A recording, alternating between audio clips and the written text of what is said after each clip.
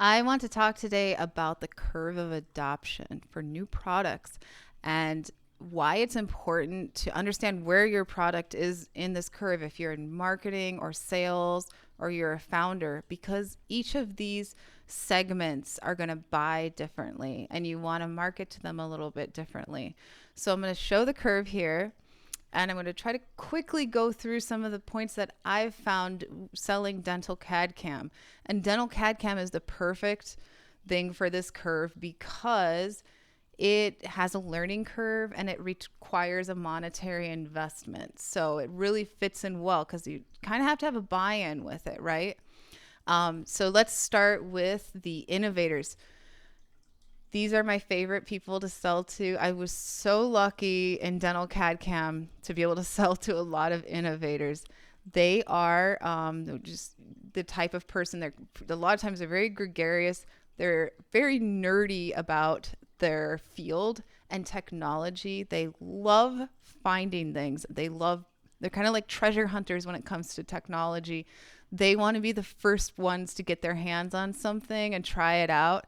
And they're at different trade shows. They're around the world. Sometimes they're traveling because they love to find out things about products in their industry. For example, I was at IDS a couple weeks ago, which is the biggest trade show in the world for dental, and it's in Cologne, Germany. And every American dentist that came to that show, I would say, is probably an innovator, because they're there to look for new things and see new products. A lot of times they're very I would say most of the time they're very good at their jobs because of the fact that they love it. They're at home researching. So when it comes to marketing to innovators, when you're first getting your product out, you want to get the innovators in. It's important that you do some grassroots, because remember, they like finding things. So they're on all the message boards. It's important that you're in there talking about, get your beta users talking about something new, how it helped them and made their lives easier and why it's so cool. And you're going to get some of those innovators in with that grassroots. Also going to trade shows. Like I said, they're going to be at the events bringing in education events, things like that. And your innovators are going to turn into your KOLs. Maybe they already are your KOLs. So they're going to be the ones that are initially talking about the product. And that brings us to early adopters. Early adopters trail right behind the innovators because early adopters are looking at what the innovators are doing. So when you get to this point, you really want to be putting your marketing focus into your KOL, and you want to be putting your budget into that, because you have to get through the early adopters to get to the part of the curve everybody wants, which is the majority curve. So the early adopters, like I said, get the KOLs out there talking. Early adopters are also going to be Googling. So Google ads are really important at this point. Facebook ads, Instagram ads won't hurt. When it comes to selling to them, they are like the innovators. I forgot to talk about selling to innovators, but I'm going to talk about both of them in this. Innovators and early adopters are great to sell to because they've already done all the research and they just want to get the product as fast as possible and start using it, which salespeople love, right?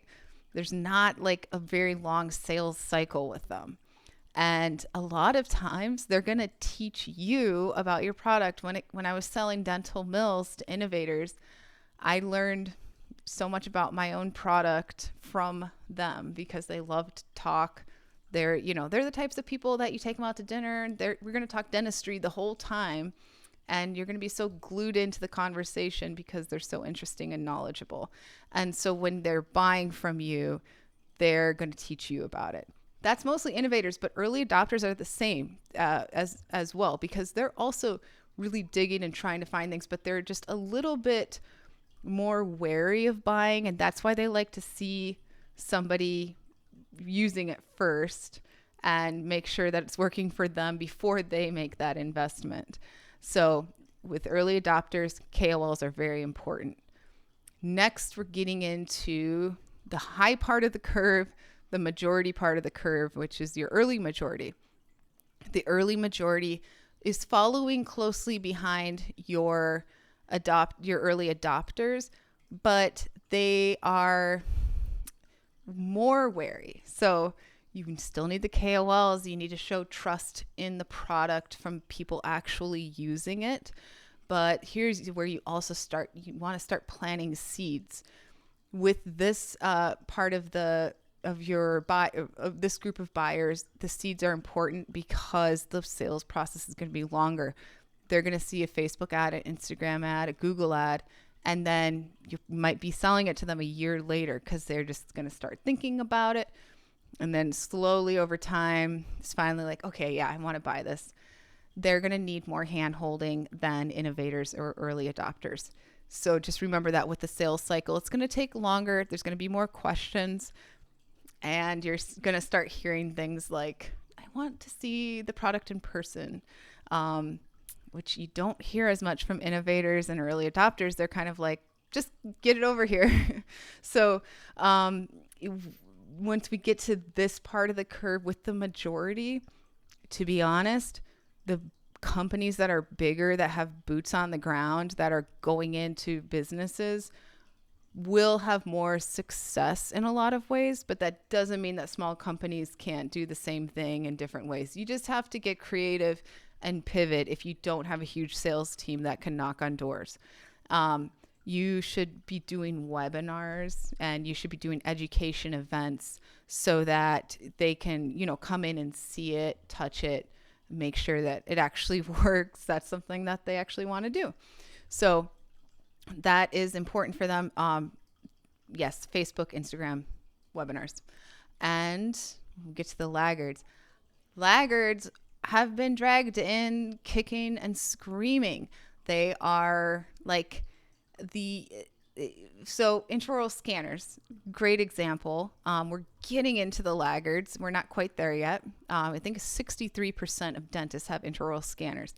So once we get into the laggards, and what I think you're probably hearing in dental offices right now is it's like you're doing an impression and the patient's like, wait, don't you guys have intraoral scanners now? You're still doing this? So they're being forced by the market to buy an intraoral scanner, and eventually they will be forced in. So they are going to require a lot of hand-holding and education events. They want to be educated on the product before they purchase it. So you have to remember that. And it really is important to invest in that education because you won't get sales from laggards until you educate them on the product. And remember, after they buy the product, they're going to need more support. So have that infrastructure ready because it's going to be important because we're going to re-go through this cycle, and you want your brand to be the one that the innovators are buying the next one and the laggards are buying the next one. So make sure that your support's ready to handle the laggards and the late adopters and every person in this cycle. I hope this helps.